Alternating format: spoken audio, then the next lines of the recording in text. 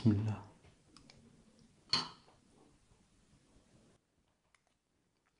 أول شي بنفرم حبة جزر، 2 توم و2 بصل.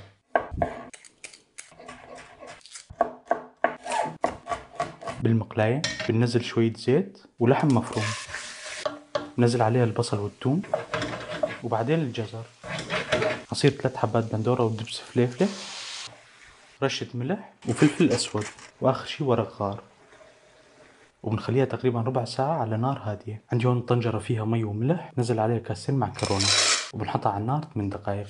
وللبشاميل بنذوب ملعقة كبيرة زبدة مع ملعقة كبيرة طحين، نخلطهم مع بعض وننزل عليهم كاسين حليب، وبنضل نخلط لبين ما يثقل عنا القوام. وأول ما يثقل القوام بنطفي النار، بنرش عليها الملح والفلفل الأسود، بنخلط لآخر مرة، وهيك البشاميل بتكون جاهزة. عندي هون اللحمة بنزل عليها المعكرونة بعد ما انسلقت، نخلطهم مع بعض، نجيب البايركس وننزلها، بنوزعها بهالشكل. بعدين بنزل عليها البشاميل، بنوزعها كمان، وآخر شي طبقة من الجبنة، ونحطها بالفرن لبين ما تذوب الجبنة.